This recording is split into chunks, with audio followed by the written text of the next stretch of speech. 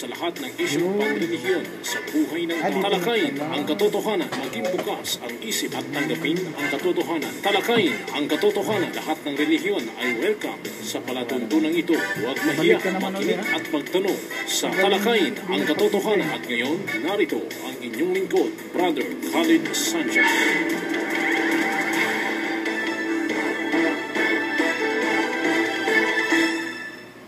Ipagbadya o sangkatauhan, ngayon ang katotohanan ay dumatal sa inyo mula sa inyong Panginoon. Kaya't kung sino man ang tumanggap ng patnubay, ginawa niya ito tungo sa kapakanan ng kanyang sarili. At kung sino man ang tumanggap ng pagkaligaw, ginawa niya ito tungo sa kahasulan o kasahulan ng kanyang sarili. Quran chapter 11 at ang aya ay 108. Bismillahirrahmanirrahim. Qalu subhanaka la ilma lana illa ma 'allamtana innaka antal alimul hakim. Assalamualaikum sa aking mga kapatid na mga Muslim. Magandang hapon po sa mga kababayang mga Kristiyano na nakikinig po sa hapong ito sa ating palatuntunan, ang talakayin ang katotohanan. At sa muli po, samahan niyo kami sa loob ng isang oras sa pagsagot at pagtalakay ng inyong mga katanungan na inyo pong ipinadala sa amin. Ngunit bago po dyan, nais ko po munang bigyang daan po yung ating panawagan, ang Mindanao People Daawa Association. Patuloy pa rin sa kanyang pamamahagi ng libreng Islamikong babasahin. Ang atin pong tanggapan ay matatagpuan sa Panulukan ng Ruales at Sinswat Street. Dito po yan sa lungsod ng Cotabato. At bukas po yan tuwing araw po ng Lunes hanggang Biyernes, alas 9 hanggang alas 5 po ng hapon. Maging ang ating branch po na kung saan ito yung matatagpuan naman sa Notre Dame Avenue. Yan po ay sa harap ng Indio, no? At meron din po tayong iba't ibang center po, no? Sa katulad halimbawa sa may Butuan City, meron po tayong Ar-Rahma Islamic Information Center dyan. Kapag kayo po ay mapadako sa Butuan o di kayo sa Jensen City, meron pong Ar-Rahma Islamic Information Center maging sa Coronadal City. Ito pong ating pang-radyong palatuntunan ay maaari na rin pong makita sa youtube.com. Gagawin po lamang ng ating mga kababayan ay i-search or i-type po yung aking pangalan, Khalid Sanchez. Doon po ay inyong makita ang iba't ibang paksa na atin pong tinalakay dito po sa ating palatuntunan. At huwag niyo pong kalimutan na i-like po yung aking Facebook page na www.facebook.com/Bro Khalid Sanchez, capital letter po yan. At para po sa karagdagang update, may tungkol sa da'wa. Yan. At sa mga nais namang maging bahagi ng ating palatuntunan, ang ating pong hotline ay 0915-50-63652. Ulitin ko po, 0915-50-63652. 0915-50-63652. Yung pong talata na ating binasa kanina ay hatid sa inyo ni Brother Omar Banaag at ni Sister Donabel Gari. Binabati ko rin si Brother Abdullah Gayak po ng Cotabato Hardware. Of course, si Brother Omar Reyes Banyas. Bukas po, magkikita tayo kapatid. No?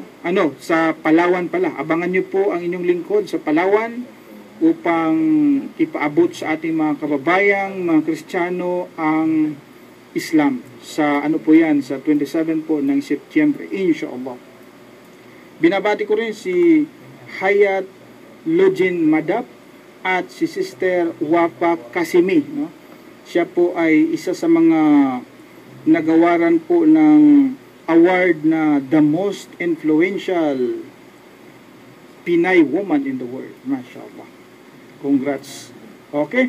Sa hapong ito, bago po tayo magpatuloy sa ating palatuntunan, ay nais ko ring ipakilala sa inyo yung aking mga kasama po sa kanyang pagbabalik. Unahin natin na Brother Wax. itong ating matagal nang nawala. Siya po ay nawala sapagkat hindi naman natading, no? Hindi naman na ano lang biglang kasi ano siya, nagkaroon siya ng nag-aral siya sa pagiging hafiz. Ibig sabihin po niyan, pinapag-aralan niya yung pag-memorize ng buong Quran from cover to cover. Hindi lang natin alam kung baka yung cover lang ang na-memorize nito. Sana cover to cover. O kung cover lang ang na-memorize, yan po ang kagandahan sa Islam dahil na-preserve po ang kapahayagan ng dakilang tagapaglikha dahil ito ay memoryado ng mga Muslim. At ito nga, isa sa mga estudyante natin, siya ay nag-memorize ng Quran at hindi pa tapos. So, siya ay bumalik. Next naman, pabatiin natin, Brother Waksi Boy. Manabagwan daw si Haji Lolo. Yan, bumati ka kapatid. A'udhu billahi minasyaitanir rajim. Bismillahirrahmanirrahim. Qalu subhanaka la ilma lana illa ma 'allamtana innaka antal alimul hakim. Wa ba'd. Assalamualaikum warahmatullahi jami'an wa barakatuhu. Al-Mubarak Eid al-Adha. Ako po ay nagpapasalamat sa lahat ng tagapakinig, mga kababayan natin, mga Kristiyano at mga kapatid natin sa pananampalatayang Muslim. Sa yung kahapon po ay ipagunita po natin ang araw ng sacrifice ni Ismail at saka si Ibrahim. Yes, correct. Tama po yan. Ako po ay kasalukuyang magbabalik sa programang Talakayin ang Katotohanan. Yan ang bagay rin man sa'yo, lulubog, lilitaw. Lulubog. Ganyan talaga ang minsan lilitaw. Lumitaw siya ngayon. Bukas, lulubog naman. Sa pamamagitan ng pag-aral ng Islam, ako po ay nag-aral. Konti-konti lang. Ilang chapter na ba? Chapter muna tayo. Ilang chapter na ba ng Quran ang naisaulo mo? Ang naisaulo ko po ay nung katamtaman lang po yung Suratus Saffat. Okay. Ang istorya doon yung pag-sacrifice ni Ibrahim. Mula doon sa 114 hanggang sa chapter 37. 37? 37. Memorize mo lahat yun? Mahaba-haba yun. Konti-konti lang. Pero ma-memorize natin yung Quran kung nakapokus tayo. Wala tayong pinagbibisiyan. Malapit na? Okay. So, yung Biblia, memorado mo pa? Yung Biblia, ang importante na ka-memorize din tayo. Okay, good. Okay. Yung sa Ezekiel. Osias. Okay. Yan si Brother Haji Lolo sa kanyang pagbabalik po. Siya po ay kasama natin sa pagtalakay, sa pagbabasa ng ating mga sagot sa ating mga kababayang nagtanong sa atin. Kasama ko rin po sa atong ito si Brother, sinong unahin natin? Si Gas Abilgas na lang muna. Unahin natin si Gas Abilgas. Bumati ka muna kapatid. Matagal ka rin nawala eh. Sige. Okay, assalamualaikum warahmatullahi ta'ala wabarakatuh. Binabati ko muna ang aking mga kapatid na mga mananampalataya sa Islam, lalo sa ating mga kababayan din na mga Kristiyano nakikinig sa hapon na ito. Assalamualaikum, magandang hapon po sa inyong lahat. Muling pagbabalik ng ating kapatid din sa Islam na si Wakas bin Padilla na kasama dito sa programang Talakayin ng Katotohanan. Saan siya? Si Gas Abilgas? Saan siya? Wala ba? Meron din, dito rin. Sumanib po dito mga kaibigan si Gas Abilgas. Kasama natin po. Pakinggan nga natin. Kung mausay ang ginawa ng mga kababaeng Kristiyano para manaliksik kung ano ang katotohanan, narito po ang Talakayin ang Katotohanan. Masyaallah. Grabe ha. Hindi hindi nagsisinungaling ng mga ebidensya. Yung mga dalil natin hindi nagsisinungaling yan. Lalo na kung dalil ang kapahayagan ng dakilang tagapaglikha. Ay, si Mark Logan, nandyan din ba? Nandyan din siya kapatid? Buhay na buhay. Sige nga, Mark Logan. Buhay ka raw eh. Sige, magpakita ka nga. Sige, nandyan ka. Kung mausay po si Gas Abilgas, narito po si Mark Logan, nagpapalitaw ng katotohanan. Masyaallah. Ayos, kumpleto pala tayo ngayon, no? Yes. Okay, sa ating sa ating mga kababayan diyan, ha? Sa ating mga kapatid na mga Muslim, ready na ba kayo diyan, ha? tayo ay muling magsimula na tayo. Okay, magsimula na tayo sa pagsagot ng mga katanungan. Okay. Unang katanungan po mula sa Saudi Arabia, ito kapatid. Texter 966-568576944. Bro Khalid, may katanungan ako. Ano kaya yun? May nabasa ako noong Christian pa ako na si Propeta Jesus ay nagpakita ng himala sa kasalan na nandoon din siya. Ang tubig, ginawa niyang alak. Mababasa rin po ba yan sa Quran? Halos araw-araw pinapanood kita sa YouTube kahit nanahi ako, naka-headset lang ako para makinig sa iyo. Masya Allah. Sister Rosalinda, ang Muslim name niya ay si Rokaya ng Kingdom of Saudi Arabia. Masya Allah. Alhamdulillah, no? Kahit nagtahi siya, nagtatahi. Nakikinig. Oh, alhamdulillah. Anyway, ang tanong niya kapatid,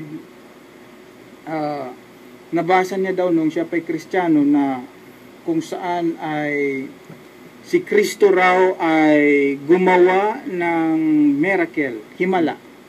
Yung tubig ay ginawa niya itong alak.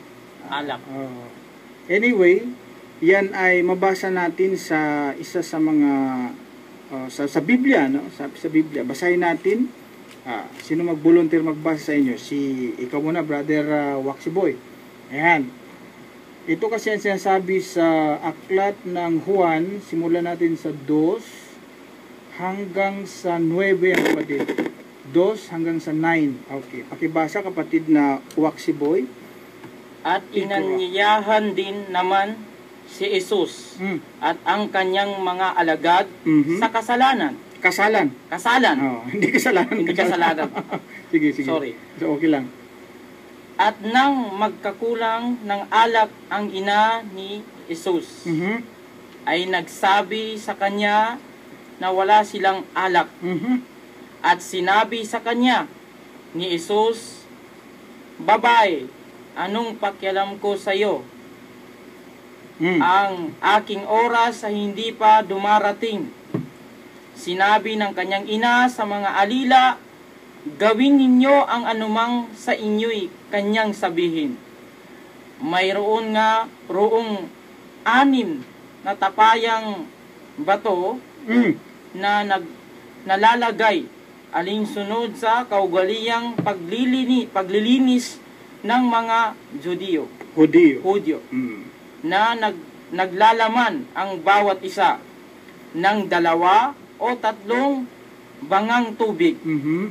Sinabi sa kanila ni Jesus, "Punuin ninyo ang tubig ang mga tapayan." At kanilang pinuno hanggang sa labi. At sinabi niya sa kanila, "Kunin ninyo ngayon at inyong hiharap sa pangulo ng kapistahan." At kanilang inaharap. At nang matikman ng pangulo ng kapistahan ang tubig na naging alak nga, at hindi niya nalalaman kung saan buhat, dadapwat nalalaman ng mga alila na nagsikuha ng tubig, ay tinawag na pangulo ng kapistahan ang kasintahang lalaki. Okay, ganyan lang. So, sinasabi po sa mga talata na ating binasa na si Kristo daw doon sa isang kasalan sa Kana ay gumawa ng himala, no? Yung tubig ay naging alak. Can you imagine? Isang dakilang propeta ng Allah, ng Diyos, ay gumawa ng alak. Parang hindi ka panipaniwala, no? Hindi ka panipaniwala na ang dakilang propeta ay gagawa siya ng alak. Malalasing yung mga tao noon. Pagkatapos gagawa ng kasalanan yun kapag kalasing na. Alam mo na. Tama yun. Di ba? Ngayon, ang tanong niya ay, nandoon din ba sa Biblia yun? Sa Quran yun? Yun ang tanong ng ating sister. Kung mababasa din ba sa Quran na si Kristo ay gumawa po ng himala sa pamagitan ng turning water into wine? Ang sagot ko po ay hindi. Sa maluwalhating Quran po, ito kasi sa Biblia, yun ang pinakaunang himala na ginawa niya, kapatid na Haji Lolo. Yung first miracle na ginawa ni Kristo ayon sa Biblia, siya ay gumawa ng alak. First miracle, unang himala niya. Sa maluwalhating Quran po, ang pinakaunang himala, miracle, na ginawa po ni Kristo ay hindi yung paggawa ng wine, kundi yung pagsasalita nung siya ay baby pa lang. Yung sanggol pa siya. Testingan natin si Haji Lolo. Okay. Sa chapter 19 po ng Suratul Maryam, simulan mo sa 29 hanggang 30. Okay? 29 hanggang 30. Testing lang. Tingnan natin yung huwag kang manervyos. Sige nga. Sige, brother Lolo. Okay. Sa Arabic po, basahin po natin. Arabic muna. Okay. أعوذ بالله من الشيطان الرجيم بسم الله الرحمن الرحيم يا أخت Sa 20 maybe. 29. فآسرت إليه قالوا كيف تكلم من كان المهدي سيبا قال إني عبد الله آتاني الكتاب وجعلني نبيا. Ayan, basahin mo sa kanyang pinakamalapit na kahulugan. At siya, Maryam, ay tumuro sa kanya. Sila ay nagsabi, papaano kami makikipag-usap sa kanya na isang sanggol pa sa kanyang duyan. Yun, tuloy. Siya, Jesus, ay nagpahayag, katotohanan, ako ay isang alipin ni Allah, ako ay kanyang binigyan ng kasulatan, at ako ay hinirang niya na isang propeta. Ayun. Doon po sa talata na ating binasa, 2 talata po yan. Yes, Brother Matt. Dumating si Brother Matt. Okay. Mametadem. Abay, sinasabi po dito na nung si Kristo po, no, ay baby pa lang, dala-dala siya ng kanyang nanay na ang pangalan ay si Maryam, no? Si Maria. Yes. Na kung saan si Maria ay inakusahan siya na siya ay gumawa ng isang pangangalunya. Kasi nga wala siyang asawa. Tapos bakit may dala siyang baby? Walang nakakalagalaw. So sa makatwid, gumawa siya ng pangalunya. Abay, ang sabi ni Maria, abay, kausapin niyo ito. Tinuro niya yung baby. Sabi nga nung sa talata, sinabi nga na paano kami magipag-usap sa kanya na isang sanggol pa sa kanyang duyan? O, di ba tama naman, kapatid? Paano nga ba daw sila makapangusap sa kanya na isang sanggol pa sa kanyang duyan? Ngunit si Kristo, bilang isang sanggol pa lang, nagsalita na. At alam mo ang sabi ni Kristo, sabi niya, Inni Abdullah. Kita mo yan? Inni Abdullah. Ako ay alipin ng Allah. Ataniyal kitab. Binigyan niya ako ng kasulatan. Waja'alani nabiyya. At ginawa niya ako na isang propeta. Sanggol pa lang siya, kapatid na wakas, ha? Yes. Oh. Baby pa lang si Kristo. Siya'y nagsalita. What a miracle. Nang isang baby ay nagsasalita. Yun ang unang miracle, himala na ginawa ni Kristo ayon sa Islam o sa Quran. Whereas sa Biblia po, ang unang himala na ginawa niya ay ang paggawa ng alak. Which is, hindi po yan siya akma para sa isang dakilang propeta na siya ay gagawa ng tinatawag na nakakalasing. After all, ang alak, bawal yun. Diba? Sa atin sa Islam, bawal ang pag-inom ng nakakalasing. Basahin natin sa chapter 5 ng Quran at ang talata ay 90. Yan. Sige. 590. Ikra na naman, ha? Sige, kitnahin niyo, brother, ha? أعوذ بالله من الشيطان الرجيم بسم الله الرحمن الرحيم يا أيها الذين آمنوا إنما الخمر والميسر والأنصاب والأزلام رجس من عمل الشيطان فاجتنبوه كثيرا لعلكم تفلحون. Ayun, sa kanyang pinakamalapit na kahulugan. Sinong magbasa sa inyo? Sige, brother Wakas. Higas Abilgas. Sige daw, si Higas Abilgas, kaya niya? Sige daw, singa, kung kaya niya. Sige. O kayong nagsisimpalataya, ang mga nakakalasing, ang lahat ng uring inumin, may alkohol, at iba pa na nakapagbibigay ng labog sa kaisipan ng tulad ng ipinagbabawal na gamot, droga, damong marijuana, at pagsusugal, kung saan naroon ang mga imahin o mga batong altar na nasa paligid nito ay inahahandog ang mga sakripisyo o alay ng alhazlam, mga busog o mga palaso sa pag-ahanap ng swerte o kapasyahan ay kasuklam-suklam na gawain ni Satanas. Kaya't mahigpit na taligdan ang lahat ng gayong kasuklam-suklam ng bagay na upang kayo'y maging matagumpay. Gas sa Belgas. Galing-galing mo pala magbasa, brother Gas, ha? Mantakin mo na bawal pala talaga sa Quran namin, no? O, bawal yung pag-inom. Kaya hindi po kapanipaniwala yun na si Kristo ay gumawa po siya ng alak. Yes, tama para yun. maglasing yung tao. Bawal yun kasi sa Islam. Okay. Sa Biblia rin, bawal din yan. Pati sa Biblia, bawal din. Correct. Bawal din yan, kapatid na lolo, maging sa Biblia ng ating mga kababayan, mga Kristiyano, abay, mahigpit din na ipinagbabawal dyan ang pag-inom. Saan natin mabasa? Yan po ay mabasa natin sa aklat ng Epeso 5 at ang talata po ay sa 18.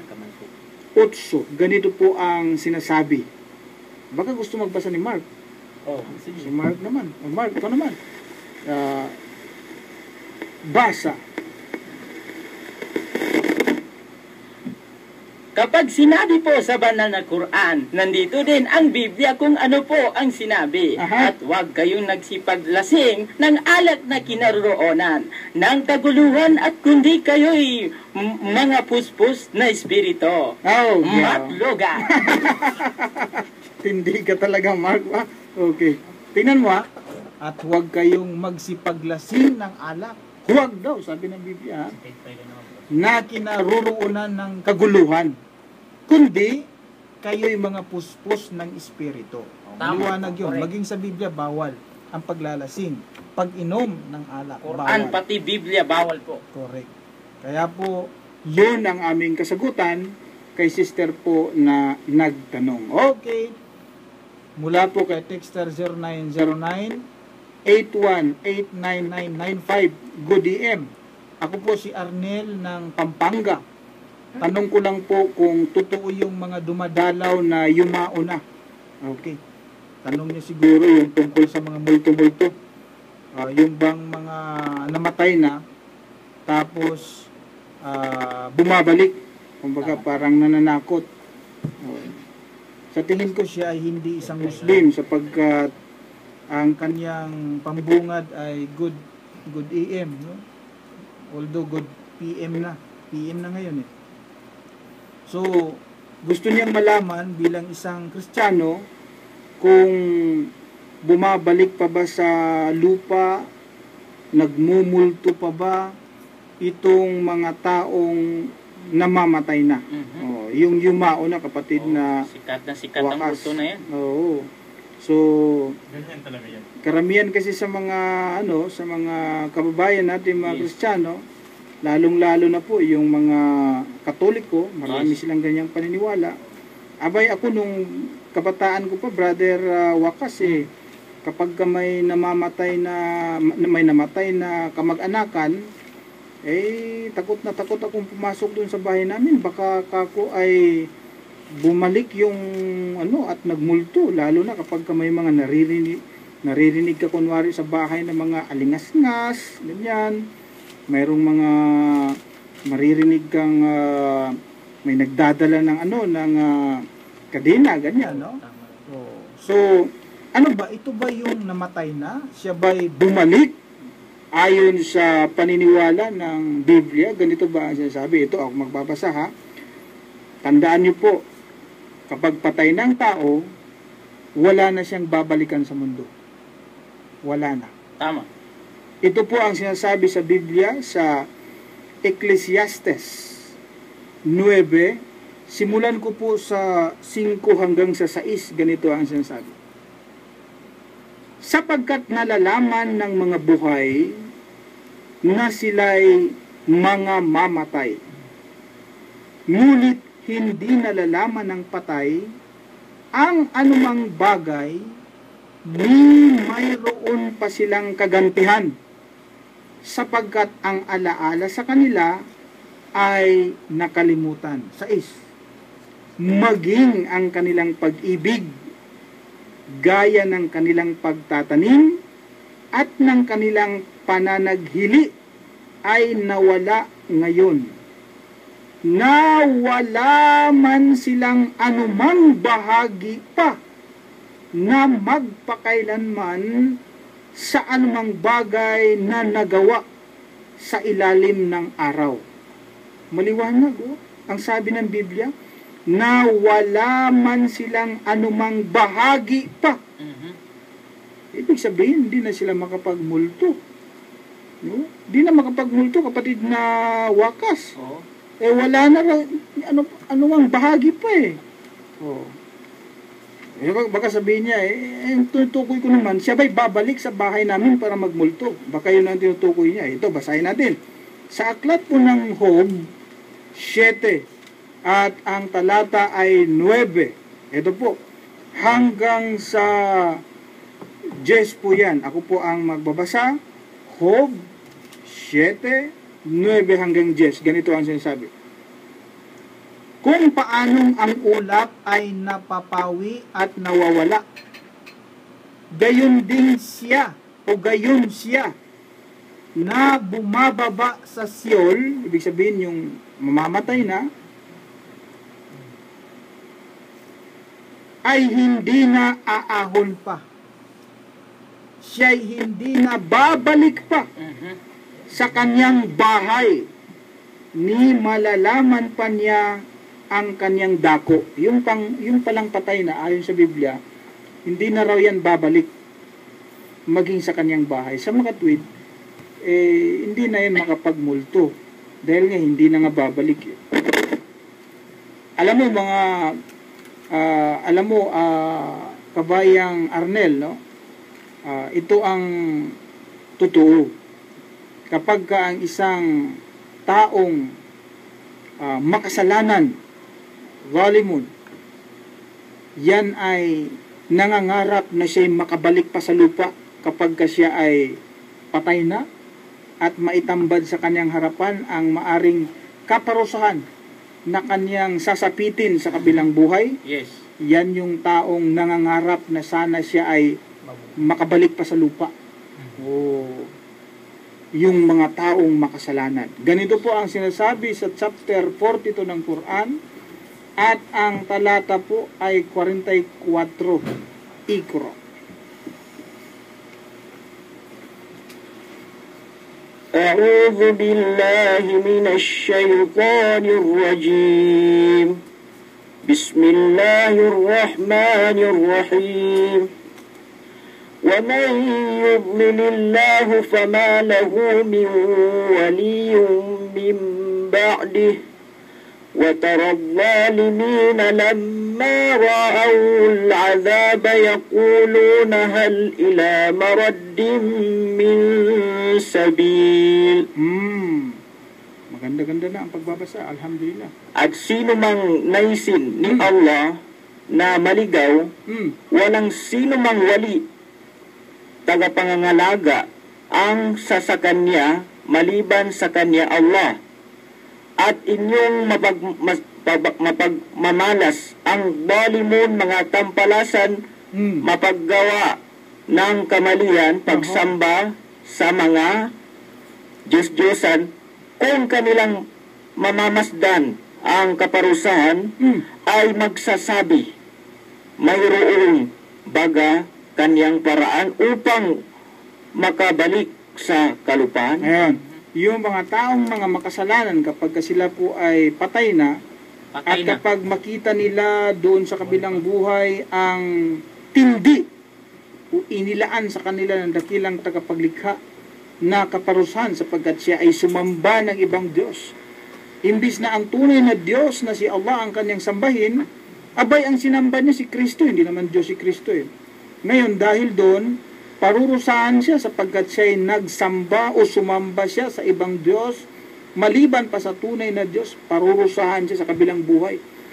At kapag tumambad sa kanyang harapan, ang tindi ng kaparusahang ibibigay sa kanya, maghanap siya ngayon ng paraan para matakasan ito. Hanggang sa makapagsalita pa siya na meron pa bang daanan, pabalik sa lupa. Aba, parang gusto yata magmulto Parang gusto niyang hanapin kung anong password. Ang tanong, bakit siya babalik sa lupa? Ayan, bakit siya babalik sa lupa? Ito po ang sagot. Sa chapter 23, simulan natin sa 99 hanggang sa 100. Paglilingkod sa atin ni Brother Mametadem. Doon lang siya sa translation. Ikaw sa Arabic, Brother Haji Lolo. Sa translation si Brother Mametadem. Simulan mo sa 99, ha? Bismillahirrahmanirrahim. Hatta idza jaa ahadukumul maut qala rabbi irji'un لعلي أعمل صالحا فيما ترك كلا إنها كلمة هو قائلها ومن ورائهم برزاق إلى يوم يبعثون. Okay, Brother Mametadem. Sige, si Gas Abilgas daw. Sige. Basa. Sino yan? Sino magbabasa? Si Wakas lang daw. Wakas. Mamaya lang daw si Ted. Hanggang ang kamatayan ay sumapit sa isa sa kanila. Ibig sabihin dito na hindi sumasampalataya. At nagsabi, O aking Panginoon, ako ay muling niyong ibalik sa mundo. Upang ako ay makagawa ng kabutihan sa mga bagay ng aking naiwan. Hindi ito ay isa lamang salita na kanyang ipinangungusap at may hadlang sa kanilang pagbabalik sa mundo. Ang buhay sa Barzak. Pagbabalik sa mundo, ang buhay na matapos ang kamatayan, hanggang sa araw na sila ay muling ibabangon. Ayun, ang liwanag pala na itong mga taong mga makasalanan, kapag sila ay mamamatay na o patay na sila at nakita nila yung sama ng parusa na kanilang sasapitin, sila ay mangarap na makakabalik sa mundo, hindi para magmulto, kapatid. Yes. Kundi para gumawa ng kabutihan. Subalit, sinabi sa talata na merong hadlang. Hindi siya makakabalik. Kaya nga, wala nang patay na kapag kasi patay na, ay babalik pa sa lupa upang magmulto. Hindi na. Maging yung mga makasalanan na gustong babalik, hindi na rin makakabalik. Pero hindi magmulto, kundi para gagawa sana ng kabutihan. Dahil nung nasa lupa siya, ang ginagawa niya ay panay kasamaan. Pagsamba sa Diyos-Diyosan, paggawa ng kasalanan. Kahit nagsisi ngayon, gustong bumalik, kaya lang hindi na siya makakabalik sapagkat meron ng hadlang. Siya ngayon ay nasa kabilang buhay na. Nasa libingan na siya. Sa libingan na siya. Kaya po, doon po sa kabayan natin na nagtanong na si Arnel ng Pampanga, sa tanong mo kung meron pa bang dumadalaw ng mga taong patay na, yan po ay paniniwala na walang batayan. Yan po ay paniniwala ng mga matatanda at yan po ay walang katuturan, wala pong batayan sa Biblia, maging sa Quran, lalo na ang katotohanan po, kapag patay ng tao, wala na, tapos na ang kanyang koneksyon sa mundong ito. Ang kanyang buhay ay doon na sa libingan. Kaya po bilang isang Kristiyano, ang advice ko sa iyo, bago natin sapitin ang ganyang klaseng ang kamatayan, kailangan ay maging handa ka sa pamagitan po ng pagkilala, pagsamba sa tunay na Diyos. Yan ay walang iba kundi si Allah. After all, kapag siya ay wala na sa mundong ito, abay, kapag tama ang kanyang pananampalataya, siya ay hindi na kailanman mangarap na babalik sa mundong ito. Hindi na eh. Dahil tama eh. Maganda ang kalagayan niya doon eh. Higit na maganda kaysa mundo. Bakit pa siya babalik sa mundo eh? Ang mundo, napaka dami ng ano dito eh. Magulo, di ba? Mainit. Lahat ng problema andito. Samantala kung ikay nasa tamang pananampalataya at ikay babalik sa pinanggalingan natin, doon sa magandang kalalagyan, hindi mo na nanaisin pa na ikay babalik dito. Pero yung mga makasalanan, gusto nilang babalik. Hindi para gagawa ng kasalanan o magmulto, kundi para gagawa ng kabutihan. Gusto nilang itama yung kanilang pagkakamali. Ngunit huli na ang lahat.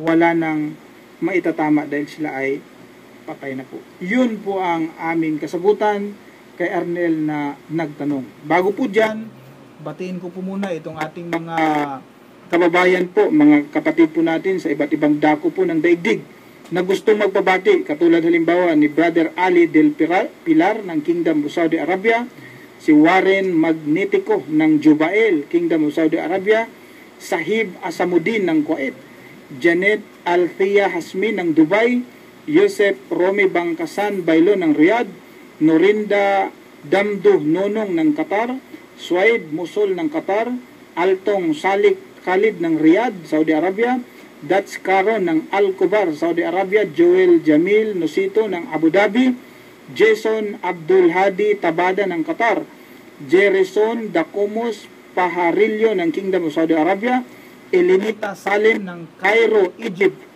Haya Ampatwa ng Amman, Jordan, Normi Udal ng Dubai, United Arab Emirates, Madrid Bilma ng Riyadh, Kingdom of Saudi Arabia, Yasser Padam ng Riyadh, Kingdom of Saudi Arabia, Jesse Tiomera ng Qatar, Amer Hassan Janet ng Jeddah, Kingdom of Saudi Arabia, Hamzar Teng Uba ng Jeddah, Kingdom of Saudi Arabia, Leo Cabanyas ng Qatar, Saifuddin Bahian ng Riyadh, Kingdom of Saudi Arabia, Rasul Bandaw ng Kuwait, Normina Pangandaman, John Dezon, Mariam Pubo ng Basilan, at si Sara Abdullah. Yan po ang ating mga tagapakinig sa iba't ibang dako po ng daigdig sa inyong lahat.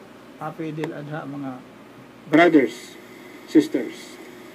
Okay, next question po. Mula kay Texter 0906 1399123. Ang claim ng mga Christian ay si Isaac daw na siyang panganay na anak ni Abraham ang inialay nito at hindi si Ismail. Tamang-tama ang kanyang tanong, kapatid, sapagkat karatapos lang ng celebration ng Eid al-Adha. Alam natin, ang paniniwala sa Islam ay na isacrifice si Ismail. At ang sabi nga ng ating texter, abay, ang paniniwala daw ng mga Kristiyano, si Isaac ang naialay, na isacrifice, at hindi si Ismail. Talakayin natin ito. Una sa lahat, ito po ang sinasabi ng ating Quran. Sa chapter 37 po ng Quran, simulan mo kapatid na Haji Lolo sa 100 hanggang sa 102. Okay? Simulan mo sa 100 hanggang 102. Ganito ang sinasabi. Ikra. A'udhu billahi minash shaytanir rajim. Bismillahirrahmanirrahim. Rabbi habli minas salihin. فبشرناه بغلام حليم فلما بلغ معه السعي قال يا بني إني أرى في المنام أني أذبحك فانظر ماذا ترى قال يا أبت افعل ما تؤمر ستجدني إن شاء الله من الصابرين. Okay. Si Gas Abilgas. Tate Pylon. Sige, basa. Ikra. O aking Panginoon, ako ay pagkalooban ninyo ng mabuting anak na lalaki mula sa matutuwid. Kaya't ibinigay namin sa kanya ang magandang balita tungkol sa mahinahong lalaki na si Ismael. Yun. At nang ang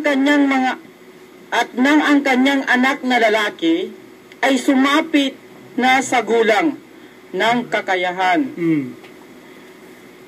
ay nagsabi, O aking anak, aking na panaginipan na ikaw ay aking kinatay, sabi ni Ibrahim. Kung ano ang inyong nasa sa loob, ay nagsabi, O aking ama, sabi ni Ismael, inyong sundin ang ipinag-utos sa inyo. Katiyakan na ako ay inyong matatagpuan, insyaallah, na kabilang sa mga mapagpata. Ibig sabihin ay matiisin at matatag. Ang sinabi po doon na ibinigay ng dakilang tagapaglikha si Ismael bilang anak niya ni Abraham, at napag-usapan din doon sa talata na nakita niya na si Ismael, nakita ni Abraham na kinakatay niya ang kanyang anak. No? So yun po ang sinasabi ng maluwalhating Quran, at ginawa nga niya ito, at yan ay ginugunita ng mga Muslim sa buong mundo tuwing araw po na tinatawag na piyesta ng sacrifice. Ito pong tinatawag na Eidul Adha sa Arabic. Tama. Na kung saan ang naisacrifice po ay si Ismael at hindi po si Isaac. Bakit po? Ang tanong, bakit nangyari na sa paniniwala po ng mga Kristiyano ay si Isaac ang naisacrifice? Ayun. Bakit ganon? Ang sagot ay ganito. Mabasa po sa Biblia ng ating mga kababayan na binabanggit doon na si Isaac ang inihandog. Mababasa yan sa Biblia. Ngunit yan po ay isang malaking question. Questionable po yan. Hindi po kapanipaniwala. Kapag si Isaac po ang sinasabing inihain, isinakripisyo, yan po ay isang bagay na hindi kapanipaniwala na sinabi ng Biblia. Bakit ko po nasabi na hindi po kapanipaniwala na sinabi ng Biblia? Sapagkat ganito po yan. Ang sabi po ng Biblia, ang iaalay o ihain, isakripisyo ay yung bugtong na anak. Take note, yung bugtong na anak. Ang tanong, noong bang si Isaac ay anak na ni Abraham, masasabi ba o matatawag ba na si Isaac ay bugtong na anak? Huwag po kayong malito, ano po, we will simplify the explanation. Ganito po yan. Basahin ko po muna ang Genesis 22 at ang talata ay 2. Ganito yung sinasabi. At kanyang sinabi, kunin mo ngayon ang iyong anak, ang iyong bugtong na anak. Ayun, sabi niya, ang iyong bugtong na anak binabanggit po dyan yung bugtong na anak. Kapag ka bugtong na anak po, hindi po yan 2, hindi po 3, hindi po 4, kundi iisa lang po yan. Yan po kasi ang ibig sabihin ng bugtong na anak. Ngunit sa panahong yaon na si Isaac ay nasa mundo na, siya ba ay masasabing bugtong na anak? Ang sagot, hindi po. Sapagkat noong ipinanganak na po si Isaac, nauna na po si Ismael sa kanya. Lumabas na po sa mundo si Ismael. Yan po ay mabasa natin sa Genesis 16 at ang talata po ay 16. Ganito po ang sinasabi.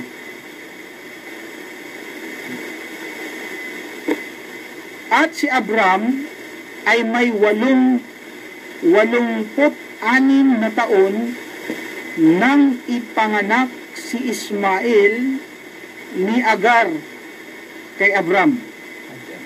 86 nung ipanganak. No? Nung ipanganak daw si Ismael, 86 years old si Abraham. Na, ano naman ang edad ngayon ni Abraham nung kanyang ipanganak si Isaac? Genesis 21 at ang talata ay 5. Ganito ang sinasabi. At si Abraham ay may 100 taon nang sa kanya'y ipanganak si Isaac na kanyang anak. 100 years old si Abraham nung ipanganak si Isaac. 86 years old naman siya nung kanyang ipanganak sa kanyang asawang si Agar o Hajar, si Ismael. Sa mga tuwid, nung lumabas na sa mundo si Isaac, si Ismael ay, anong edad niya? 14? O hindi malaking binata na. Ay paano masabing bugtong na anak si Isaac? Hindi niya bugtong na anak si Isaac. Mas masabi pang bugtong na anak si Ismael dahil siya ang nauna. Naunang ipanganak si 14 years ang kanilang pagitan ni Isaac. So, hindi po kapanipaniwala yung sinabi ng Biblia na si Isaac ang nai-sacrifice. Hindi po yun kapanipaniwala. Dahil doon sa salitang bugtong na anak. Kanya daw isa-sacrifice ang kanyang bugtong na anak. Pero alam niyo po, nabasa ko sa Gospel of Barnabas, sinasabi doon na pinalitan pala itong Biblia. Imbis na pangalang Ismael, in-erase, ipinalit yung salitang Isaac. Para lang ma-prove na si Isaac ang nai-sacrifice at hindi si Ismael. So, ganun po yan. Kaya po ako, hindi po ako maniniwala dyan sapagkat alam po natin na ang Biblia ay naglalaman talaga ng iba't ibang kontradiksyon at mga missing na mga bersikulo. Alam natin yan, kaya po natin iniwan. Naglalaman ito ng mga hindi kapanipaniwalang mga pahayag. Kaya po, kung isang tao ay naghanap po siya ng kaligtasan, naghanap siya ng tamang pananampalataya, abay ang dapat niyang paniwalaan ay ang Quran at hindi ang Biblia. At sinabi po sa maluwalhating Quran na ang nai-sacrifice ay si Ismael, which is most correct. Yan ang pinakatama. Unlike kung sabihin mo si Isaac ay hindi po kapanipaniwala yun. Okay? So yun po ang aming kasagutan dun po sa nagtanong.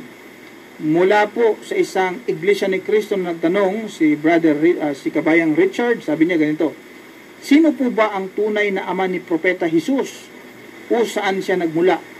At sa Biblia po nakasulat na inanak siya ng Diyos simula pa sa pasimula. Totoo po ba ito? Okay. Yan, tanong niya is, sino daw po ba ang tunay na ama ni Kristo? Abay, alam po natin na si Kristo ay wala po siyang tunay na ama. Meron po siyang meron siyang tunay na ina. Tunay na ina. Pero tunay na ama, ay wala po dahil ang Quran at Biblia nagsasabi na siya walang tunay na ama. Human father, wala po. Basahin ko po muna sa chapter 4 ng Quran. Ako po magbabasa at ang talata ay 171. Ganito ang sinasabi. Ya ahlal kitab, la taglu fi dinikum, wala taqulu alallahi illa al-haq. Innamal masihu Isa ibn Maryam rasulullahi wa kalimatuh alqaha ila Maryama wa ruhum min fa'aminu billahi wa rusuli wala taqulu thalatha antahu khairan lakum innamallahu ilahu wahid. Sa kanyang pinakamalapit na kahulugan o ang kanang kasulatan, ya ahlal kitab, huwag kayong magmalabis sa hangganan ng pananampalataya, la taglu fi dinikum, sabi niya, at huwag din kayong magsabi ng tungkol kay Allah maliban sa katotohanan, wala taqulu alallahi illa al-haq. Ang Mesiyas na si Jesus, sabi niya, inamal masihu Isa, ang anak ni Maria, Isa ibn Maryam. Si Jesus daw ay anak ni Maria. Hindi po sinasabi na siya ay anak ni Jose o siya po ay anak ng Diyos. Sabi po dito siya ay anak ni Maryam. Maliwanag po yan. Rasulullah, siya ay sugo ng Allah. Wa kalimatu, siya ay salita. Alkaha ila Maryam, na iginawad kay Maria, at isang ruh, wa ruhumin, isang ruh na kanyang nilikha. Si Kristo daw ay isang salita na ibinigay kay Maria. Isa rin siyang ruh na ginawa ng Allah, ibinigay kay Maria. Hindi kailanman sinasabi sa talata na si Kristo ay mayroon siyang ama at ang kanyang ama ay ang Aba. Hindi po sinasabing ganun. Wala pong sinasabi na si Kristo ay ipinanganak ng Diyos. Siya ay anak ni Maria, Isa bin Maryam. Tunay naman po sapagkat ang dakilang tagapaglikha, si Allah, ay hindi po pwede siya magkaroon ng anak. Correct. Hindi pwede. By common sense, ganito po ang sinasabi sa Quran chapter 6 at ang talata ay 101. Sabi niya ganito, Badius samawati wal ard, anna yakunu lahu walad walam takul lahu sahiba. Sa kanyang pinakamalapit na kahulugan, siya ang pinagmulan ng mga kalangitan at kalupaan. Paano siya magkakaroon ng anak gayong siya ay walang asawa? Common sense po yan. Sinabi niya, paano raw siya magkakaroon ng anak gayong siya ay walang asawa? Ay sino bang asawang maituturo? Si Allah. Wala eh. Wala siyang asawa. Paano nga ba siya magkaroon ng anak? Wala siyang asawa. Sa makatuwid si Kristo, hindi siya anak ng Diyos. Hindi niya ama ang Diyos. Hindi niya ama si Allah. Sapagkat ang tunay na Diyos ay walang asawa. Kaya sabi niya, paano siya magkakaroon ng anak? Tama yun. Dahil kung siya magkakaroon ng asawa, tapos magkakaroon din ng anak, siyempre dahil Diyos siya, yung kanyang anak, magiging Diyos din yon. Tapos paano kung yung anak niya ay nagkaroon din ng anak? So may apo na ngayon ng Diyos. Eh di Diyos din yung apo niya. Dumami ng Diyos. O dumami ngayon ng Diyos. Hindi na pala tama yung sinabi ng Allah sa Quran, innamallahu ilahu wahid. Katotohanan ang inyong Diyos ay wahid, isa lang. Dahil nagkaroon na siya ng anak, tapos nagkaapo pa. Mantakin mo lang kapatid na waxy boy. Eh, dami-dami na nilang Diyos, di ba? Hindi na matanggap yun. Hindi natin siya kinukuha, magkakaroon pa ng reunion yan. Lawak. Mag-reunion ng mga Diyos. Grabe, no? Tapos mag-away-away pa yan. Kasi magsilos pa sa mga mana-mana. Naku, lalong lumabo. Tingnan niyo po. Pero ang Biblia, alam niyo ba? May sinasabi ang Biblia na may nagbuntis kay Maria. Binuntis daw si Maria. At ang nagbuntis daw kay Maria, hindi yung ama eh. Sabi sa Biblia eh. Hindi yung ama. Diba, laging sinasabi sa Biblia, yung ama, yun yung tinatawag ni Kristo sa langit, no? Sa langit. Kasi tatlo man yan, Diyos Ama, Diyos Anak, Diyos Espiritu Santo. Abay, mantakin mo sa Biblia, ang bumuntis daw kay Maria ay yung Espiritu Santo. Binuntis siya ng Espiritu Santo, Brother Lulu. Baka kapag buntis-buntis ang pag-usapan, nag-spark talaga ang tainga ni Brother Lulu.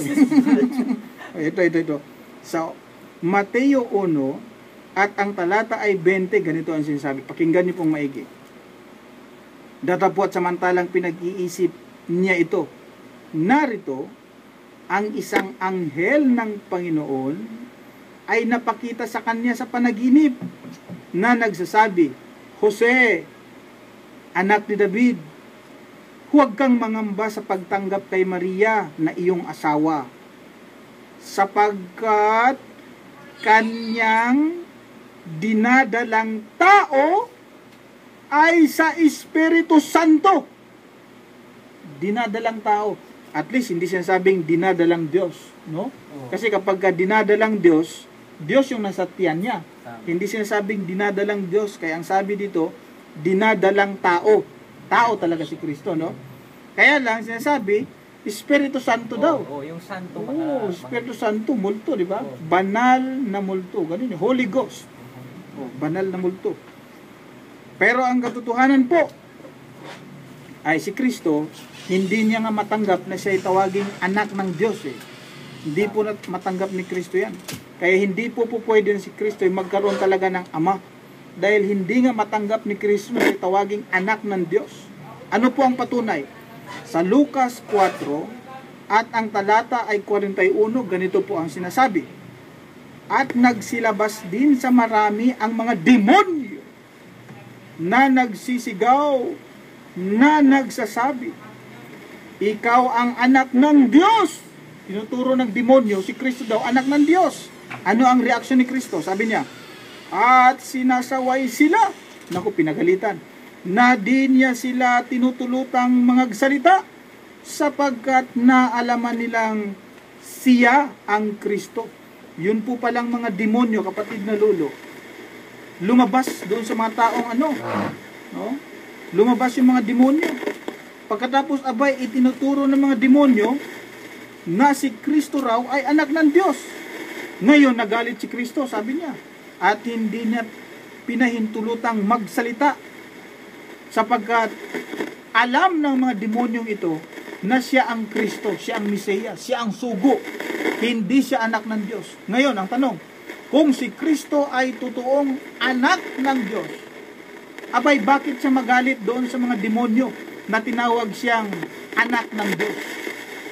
Kung totoo siyang anak ng Diyos, hindi siya dapat magagalit na tinawag siyang anak ng Diyos. Ang problema, galit na galit si Kristo nung tinawag siyang anak ng Diyos. Dahil alam ng mga demonyong ito na siya ang Kristo. Siya ang sugo. Kaya hindi po totoo na si Kristo ay may ama. Hindi rin po totoo na si Kristo ay anak ng Diyos. Siya po ay alipin ng Diyos. Inni Abdullah, sabi niya, ako'y alipin ng Diyos. Tanong, sino ba ang nagturo sa tao na si Kristo ay kilalaning anak ng Diyos? Sino ang nagturo? Sino ang nagpalaganap sa mundo na si Kristo ay anak ng Diyos? Maging si Kristo pala, itinatanggi niya na siya ay anak ng Diyos. Ngayon, sino ang nagturo na si Kristo ay anak ng Diyos? Ang sagot po dyan, Biblia din ang sasagot. Ang nagturo na si Kristo'y anak ng Diyos ay walang iba kundi si Pablo. In fact, pagkatapos na si Pablo ay mabulag, pagdating niya doon sa sinaguga, doon sa Syria, sa Damascus, abay, itinuro niya sa tao na si Kristo'y anak ng Diyos. Kita mo? Gawa 9, ang talata ay 20, ganito ang sinasabi. At pagdakay kanyang itinanyag sa mga sinaguga na si Jesus na siya ang anak ng Diyos. Si Kristo daw po ay anak ng Diyos. Sino ang nagpahayag? Sino ang nangaral? Sino ang nagtanyag? Si Pablo. Sa makatuwid si Pablo ang nagturo sa tao na siya anak ng Diyos. Ito ay turo na kontra sa aral ni Kristo. Sapagkat galit nga si Kristo na siya tawaging anak ng Diyos. Ngayon, kinopya ni Pablo ang turo ng demonyo. Sapagkat yung demonyo ang unang nagsisigaw na si Kristo ay anak ng Diyos Ngayon, kinopya ni Pablo ang aral, yung sinasabi ng demonyo na si Kristo ay anak ng Diyos. Kanyang ipinangaral ito sa tao. Ngunit ang isang taong mayroong matinong kaisipan, ang isang taong maliwanag ang kanyang isip, magkakaroon siya ngayon ng pagtitimbang-timbang. Alin ba ang higit na kapanipaniwala? Yun bang sinabi ni Kristo o yung sinabi ni Pablo na kinopya na sa demonyo? Ang taong matino, paniniwalaan niya si Kristo. Sabi ni Kristo, hindi ako anak ng Diyos. Pinagalitan nga niya yung mga demonyong nagsabing siya anak ng Diyos Ngayon, yung isang taong lumabas ni hindi kilala ni Kristo, ni hindi nga nagkaroon ng personal touch nung si Kristo nasa lupa pa, no? Claim lang niya na nakita niya si Kristo nung siya nagpapunta ng Damascus, pero wala na si Kristo noon, nasa langit na. Hindi nga nagkita in person hindi nga nagkaroon ng pakikipag salamuha itong si Pablo at saka si Kristo Kaya sino po siya para ating paniwalaan? After all, ang dakilang tagapaglikha, ang Diyos na tunay, wala po siyang anak. Higit sa lahat ng bagay, wala po siyang anak. Ito po ang sinasabi sa Quran, chapter 19. Umpisan ako na po magbabasa sa translation na lang dahil wala tayong oras. 88 hanggang 93, ganito po ang sinasabi. At sila ay nagsasabi, ang pinakamahabagin ay nagkaanak ng isang lalaki. Katotohanan kayo ay nagtambad ng isang kakilakilabot na masamang bagay. Na dahil dito, ang kalangitan ay halos mapunit at ang kalupaan ay mabiyak mula sa ilalim at ang kabundukan ay malansag sa pagkaguho na sila ay nagpaangkin ng isang anak sa pinakamahabagin at hindi katampatan sa kamahalan ng pinakamahabagin na si Allah na siya ay magkaroon ng anak. Walang sino man ang nasa kalangitan at kalupaan ang paparoon sa pinakamahabagin na siya ay hindi isang alipin. Tayo palang lahat, pati si Kristo, alipin siya ng tunay na Diyos. Kaya nga sabi ni Kristo, Inni Abdullah, ako ay alipin ng Allah. Hindi pala siya anak ng Diyos. Kaya wala siyang ama. Walang human and spiritual father. Ang dakilang tagapaglikha, yan ay Diyos. Hindi natin ama, hindi rin ama ni Kristo yan. Yun po ang aking kasagutan sa Iglesia ni Kristo na nagtanong na si Richard. Pero wala na tayong oras na natira sa ating palantunan. Brother Matt, hindi ka nakapagbasa. Mauna ka na magpaalam, kapatid na Brother Matt. Inshallah. Marunong ka magpaalam? Hindi rin? Hindi ka marunong magpaalam. Say goodbye. O say happy Idil Adha. Hindi rin? Kahit pa lang. Sige, ka na Brother Waxy Boy. Inshallah.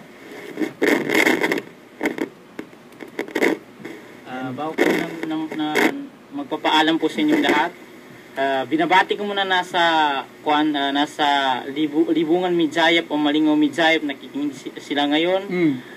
Maraming salamat po sa inyong lahat. At binabati din natin po si Brother Salmon, nakikinig ngayon sa hapon na ito. Salmon. Assalamualaikum, brother.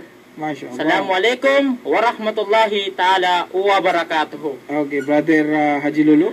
ako po ay kasalukuy ang pumapaalam na sa inyo sa karagdagang programa ito. Ako po ang inyong kapatid sa pananampalataya, Happy Eid al-Adha. Assalamualaikum warahmatullahi jami'an wa barakat. Okay.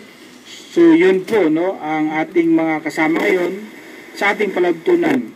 At ako po bilang isang tao, ako po ay humihingi ng paumanhin sakaling may mga bagay po na sinasabi.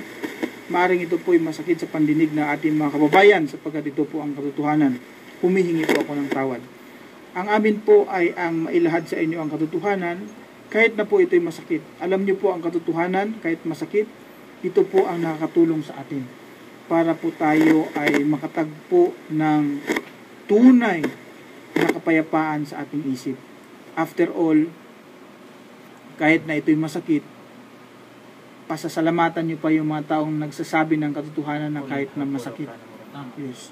Dahil ito'y makatulong sa tao. At lagi namin kayong inaanyayahan, hindi po kami magsasawa na kayo po ay aming aanyayahan sa pagkilala, sa pagsamba sa nag-iisa at tunay na Diyos na si Allah. Wala po siyang anak at hindi rin po nag-anak. Hindi niya po anak si Kristo. Iisa lang po ang Diyos na tunay. Yan po ay si Allah. Diyan po namin kayo inaanyayahan na sambahin siya. Hanggang sa muli po, ito ang inyong lingkod, Brother Khalid Sanchez. Assalamualaikum warahmatullahi wabarakatuh. Ang inyong pong napakinggan ay